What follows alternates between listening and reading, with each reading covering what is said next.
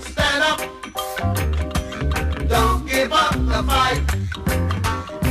Preacher man, don't tell me heaven is under the earth. And backed by popular demand is none other than Frederick Alexander Meade. He is a syndicated columnist and deals with social and political matters and is heard and read all over the world. How you doing, my friend? How you doing, Brother Earl? I'm doing fine. How's Milwaukee doing? It's fine, man. I've got great comments on you. People love you. You know, we thought folks was going to hate you, but you and I had that discussion. Well, that's encouraging. Encouraging. Well, after the subject matter today, I don't know. We'll see. But you are used to sticking your hands in the fire. Well, absolutely. I come from a proud civil rights tradition, and I love my people more than anything else. And I'm willing to put forth the truth in an effort to advance our position. And if that sometimes means that the public may misunderstand or somehow feel that I'm attacking them or somehow I'm not representing our best interests, I'm willing to take those arrows because I love my people that much. And ultimately, the public, even though sometimes they may not perhaps understand where I'm coming from, understand deep down that this man is trying to help us. And speaking the truth. Yes. And they understand my words have the ring of truth. So really, truth be told, I don't get too upset. Sometimes I receive hate mail, other forms of protest, so to speak. I never really get too mad because I understand they're really fighting with themselves. Yes, sir. They're really fighting with themselves. So, I don't mind that too much. I love our people, so I'm going to keep standing for truth. And that's why it's so good to have you on board, man, and why I'm so excited about this. Let's get right at it. There was a gentleman who called last week, and he asked you your opinion on the black church and basically where the black church is headed, and your response. Yes, it was an excellent question. The young man asked me, what happened to the black church? It's traditionally been an institution that has advanced our interests.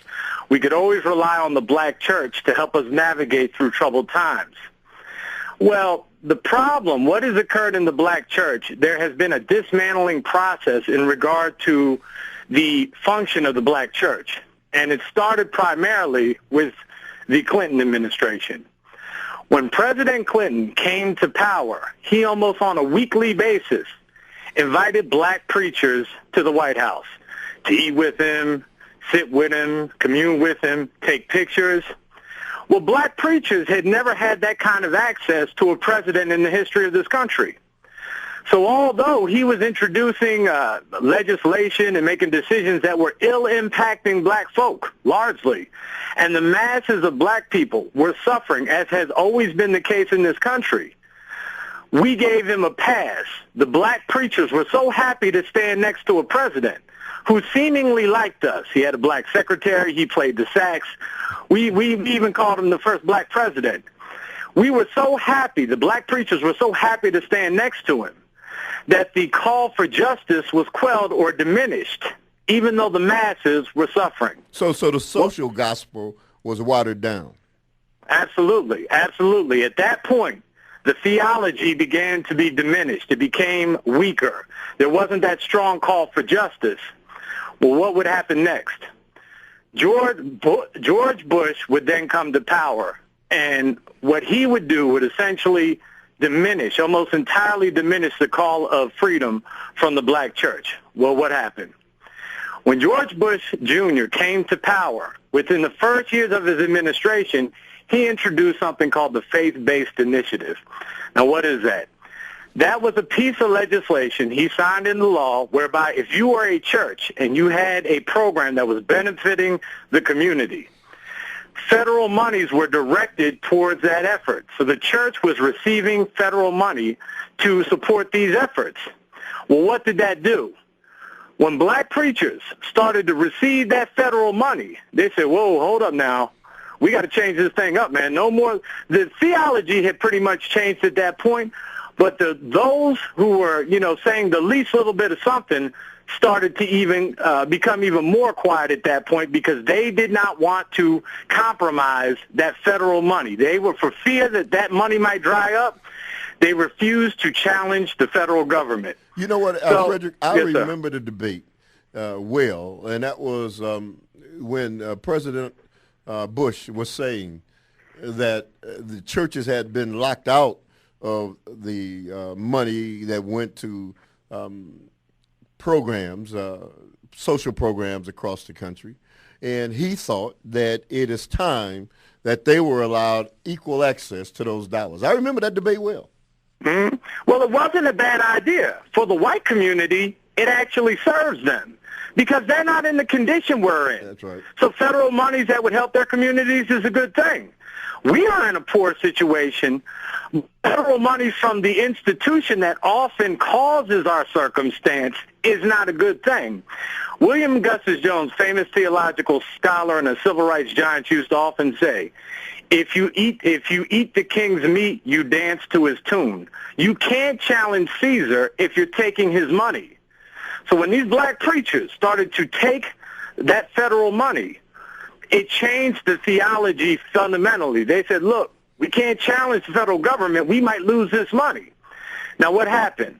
No longer was their theology rooted in social justice, as was the case in the past. What replaced it was a theology rooted in prosperity and or financial gain. And usually it's their gain and not the congregation's. Now, let me say this. I don't have a problem necessarily with a preacher being a millionaire. I don't necessarily have a problem with that. However, before you become a millionaire, make sure all your loyal tithers who have been tithing for years, making you rich, are living in adequate housing.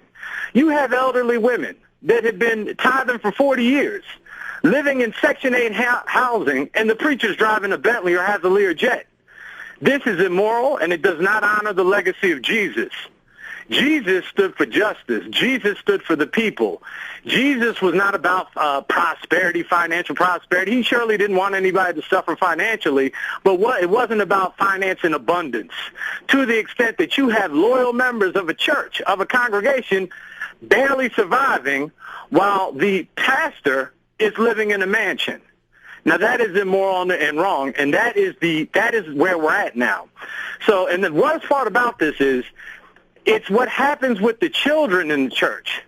The children sitting in these pews no longer hear theology rooted in social justice, so it never occurs to them, I'll be the next Malcolm X, I'll be the next Dr. King, I'll be the next Joseph Laurie. That never occurs to them because they don't hear a sermon that promotes social justice. Instead, they hear a sermon that kind of goes like this.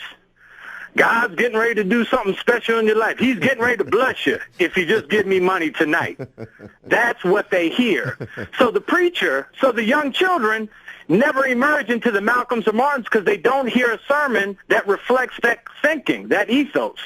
And that it's very unfortunate because the black church has the infrastructure, they have the organization to really uplift black folk, and that's what we've always relied on in the past. And unfortunately, that largely has been removed from the black community. Do you think in this time, and because I have said it over and over and over, and people get angry and say that you are attacking the black church, you're attacking Christians? No, I'm not attacking Christians. I'm attacking false Christians. I'm attacking false prophets. I uplift Jesus, and Jesus was a warrior for justice. Jesus wasn't driving in a Bentley. Jesus didn't have a Learjet. Jesus was walking among the people, healing the sick, clothing the naked, and feeding the hungry. That's what Jesus did. Last I remembered, he had nowhere to lay his head, right? That's right. That's right. Now, and I'm not necessarily saying that a preacher should not live well. Yeah. I don't have you're supposed to do well. There's no nobility in being poor necessarily. There's no nobility in that, not inherently. Right. But if you're driving a Bentley or have a Learjet or living in a mansion and you have 80-year-old Annie Mae who's been tithing for 40 years, living in Section 8 housing, ducking bullets every night, there's something immoral about that. Not only that, if these people you are guiding the flock, you are leading the herd, so to speak, honor the legacy of Jesus and lift us up. And I'm not talking about financially, social justice. We had the Oscar Grant murder or execution a year ago. Young brother shot in the back by police, unarmed, hands behind his back, didn't hurt anybody. You didn't hear an uproar from the black church. Had that happened 40 years ago, black civil rights leaders from the churches would have been all over Oakland making sure that that situation was taken care of. You don't see that anymore. The black community is now led, fortunately and unfortunately, by a select group of activists. Now, brothers such as yourself, a few others, myself, Derek Bozeman in Atlanta, they're scattered, Charles Barron in New York. These activists take on the addressing of the plight of the black condition for the masses. Now, there are too many problems. The problems are too large for just a handful of black leaders to solve these problems and address them. We need the church. The church has the infrastructure. They have the ability to raise money. They have a building, if nothing else. They have loyal followers. We need the church leaders to stand up for morality. In an era where poverty is, the figures coming out from the federal government suggest that the rates of poverty will be higher than at any time they've counted since the Great Depression. That's how bad the circumstances. Many of these people are black people. We need justice. Wall Street got a stimulus. GM got a stimulus. Where is our stimulus? So we need to be petitioning the government. We need to be organizing and doing whatever we can to help our condition. And that kind of leadership is best served when those who, emerge from the pulpit take the lead. They have the moral authority on their side because they're supposed to be vessels of God, and they have the infrastructure by way of their church organization. That's who needs to lead this fight. Let me ask you, brother, why do you think? Because, this is territory that, folks basically don't want you to talk about. And black people, they especially those who are involved in church, who don't want you to talk about it because it somehow sheds a negative light on Christians and Christianity. But the truth of the matter is, when you look at what Christianity is about, it is someone crystallizing themselves with Christ and doing the work that Christ did. That's right. And so what was Christ doing? It's easy to figure out what he was doing. Look at what is going on and measure it up to what Christ did, and then you'll see whether or not things are headed in the same direction. Absolutely. That's easy to figure out. Let's take this call real quick from Floyd. Floyd, you have a question or comment? How you doing, Earl? I'm doing fine. And your guest, I just got in the car and I heard a man. He is speaking right. He's speaking truth.